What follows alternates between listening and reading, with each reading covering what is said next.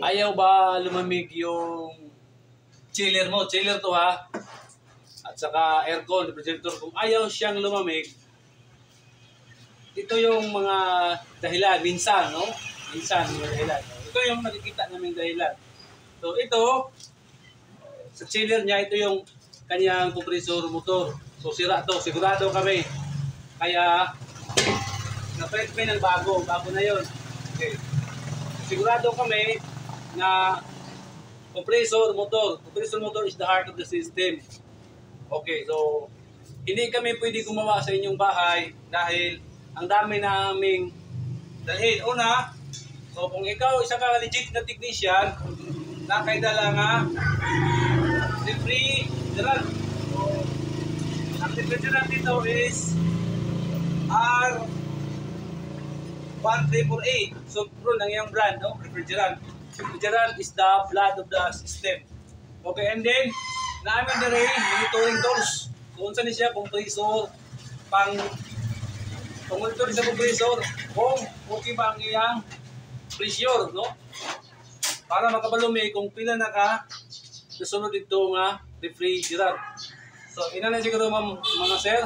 So, kining video, kung education purposes niya, awareness ni siya na makabalo mo kung sa process diri sa siya pang inyong mga refrigerator, aircon o unsa lang kung dili siya mo bugnaw, ayaw lumamig yung aircon mo o refrigerator o yung chiller to. Okay, so ito yung gauge, yung low side at saka high side.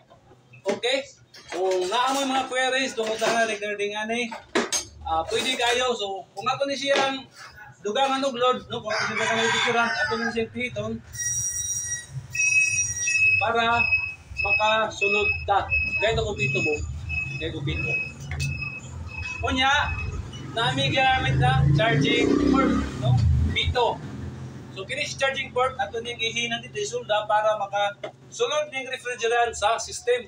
Kay dili siya pwede na basta-basta lang siya i-inject o isunod dito, no?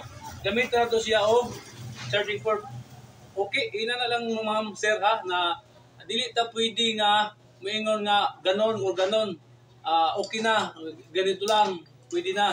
So ito yung proseso namin, ito yung mga ginagawa ng mga technician. Kaya ang bayad dito mahal talaga. Dahil pinaghirapan namin ito, pinag-aralan, pinagpuyatan, o hindi kami minsan makatulog na paano namin ito pinag-aralan. Okay? And then, and then, mayroon din mga technician na gumagamit ng hindi kasing laki, no, ng tangke na to, na may mga portable karon nga mga tangke ng refrigerant, mga gas nga portable siya, mga half kilos. Pero ang among gigamit dere is 13 kilos siya nga refrigerant. So ina na lang sir ha. Mga ma'am, God bless us and salamat sa inyong biyuan awareness lang ni siya nga ang iyang problema ni si compressor motor pag ayaw lumamig ito yung nakikita namin. Sigurado kami 100%. Okay? Salamat sa inyong biyuan God bless us.